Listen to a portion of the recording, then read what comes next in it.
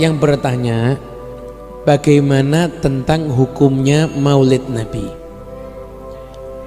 Kalau kita bicara hukum, maka kita berarti bicara salah satu daripada 5 kemungkinan: wajib, sunnah, mubah, makruh, haram. Itu namanya bicara hukum. Kita harus ngerti yang dihukumi wajib itu apa? Satu perkara yang ada perintah dan perintahnya itu kuat. Sunnah itu apa? Satu perkara yang ada perintah tapi perintahnya nggak kuat, jadi memang ada perintah, makanya dikerjakan itu bagus, nggak dikerjakan nggak dosa. Mubah nggak ada perintah, nggak ada larangan. Makruh ada larangan tapi nggak begitu kuat. Contoh, Nabi Muhammad pernah melarang orang buang air kecil dalam keadaan berdiri, tapi Nabi Muhammad pernah buang air kecil dalam keadaan berdiri. Larangan ini bukan haram tapi makruh. Yang kelima, haram ada larangan dan larangan itu kuat, makanya dihukumi haram. Jadi kalau kita membahas hukum, berarti kita akan memasukkan perkara yang kita bahas ke salah satu di antara 5 ini tadi: wajib, sunnah, mubah, makruh, haram. Sekarang apa yang mau kita bahas? Maulid Nabi. Harus sepakat dulu, Maulid Nabi itu apa? Apa Maulid Nabi? Maulid Nabi itu adalah orang yang berkumpul di tempat itu membaca sejarahnya Nabi. Setelah itu bareng-bareng bersolawat kepada Nabi. Ada di tempat itu yang ceramah menyampaikan tentang hadis Nabi atau ajaran Nabi. Nah, dari semua isi maulid ini, apakah ada yang merupakan perkara terlarang? Nggak ada kan? Nggak ada. Berarti kita tidak bisa menghukumi maulid itu hukumnya haram. Kenapa? Nggak ada perkara terlarang di dalamnya. Bisa dipahami ya? Nah, itu kan ada rebana, rebana nggak terlarang. Nabi Muhammad berapa kali disambut dengan rebana? Pernah ada budak-budak wanita mainkan rebana di depan Rasulullah SAW?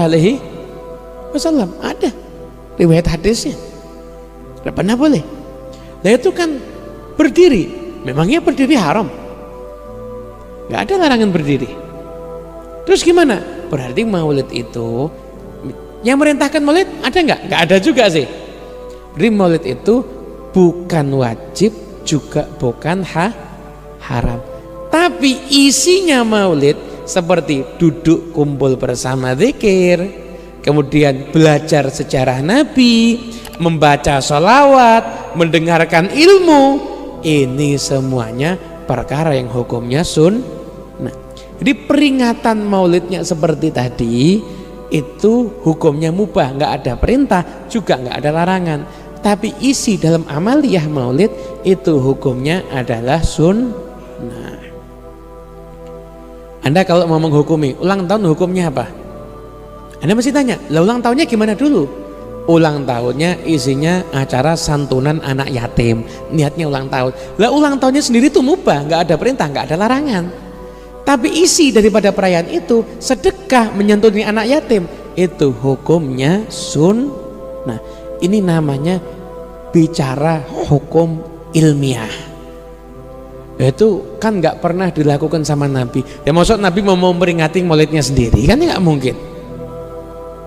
Sahabat kan juga enggak, sahabat nggak perlu maulidan. Setiap saatnya mereka maulid. Setiap saatnya mereka maulid. Dan sebenarnya Nabi Muhammad juga maulidan secara tidak langsung. Kenapa? Ketika Nabi ditanya, kenapa puasa hari Senin? Nabi menjawab, di hari itu aku dilahirkan. Berarti Nabi Muhammad mengajarkan hari kelahiranku sesuatu yang istimewa terjadi di dalamnya. Dan yang berikutnya, ada satu riwayat hadis, dan hadis ini ada menyatakan sahih, ada menyatakan hasan.